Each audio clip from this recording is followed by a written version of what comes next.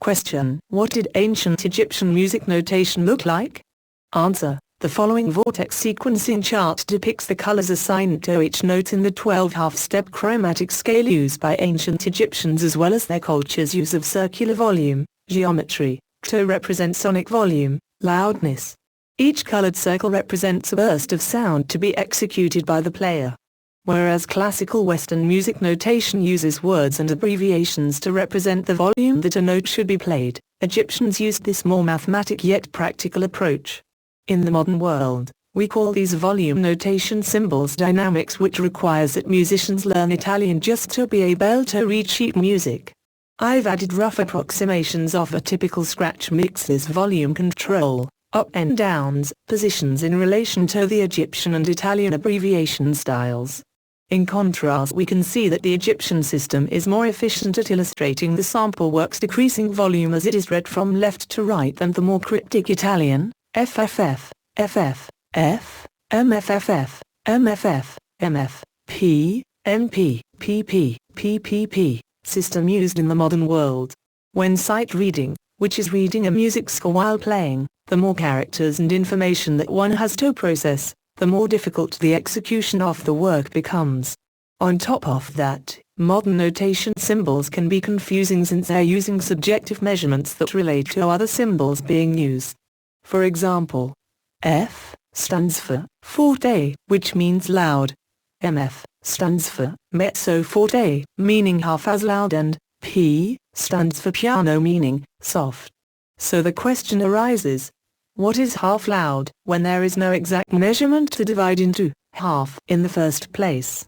This Italian system arose from the vocal tradition of monks in Europe and became more complex with the addition of the new instruments designed over time.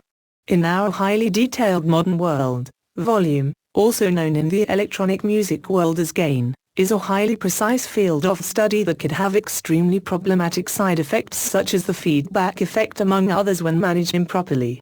So for the turntablist, the Egyptian system is much more fitting since volume can be measured in a precise ergonomic manner.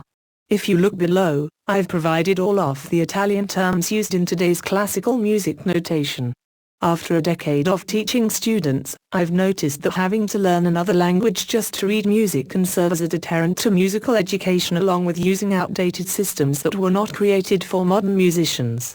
As a trombone player in my high school jazz band, I found it much easier to just memorize the compositions than stumble over the classical notations that used a discontinuous symbolic timeline. The human brain tends to prefer the visual timeline system used in electronic software scores pioneered by companies like Steinberg Cubase in the 80s. Viewing time as a line versus it being a classical music symbol is more intuitive to both children and adults. In the same fashion, using the Egyptian circular volume equals audio volume system is more intuitive than using the Italian symbols. It's for this reason that I feel all music schools should expose students to all of the historical musical systems that are out there instead of the current practice of teaching only one culture's stagnant system. Studies have shown that almost all of the top music hits made worldwide were crafted by people who cannot, or choose not to, read classical music notation. This shows that the current system is not popular in our modern music arenas. Shouldn't a music class in Japan, for instance, be using Japanese to describe volume instead of Italian as they do now? Makes sense, right? Some would go as far as to say that every instrument should have its own form of notation created specifically for it.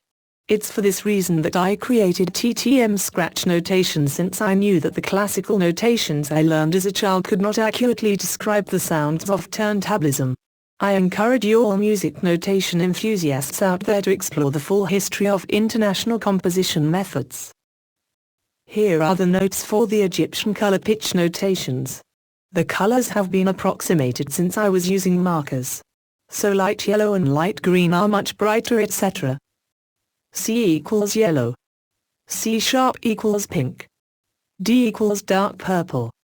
D sharp equals reddish brown. E equals dark blue.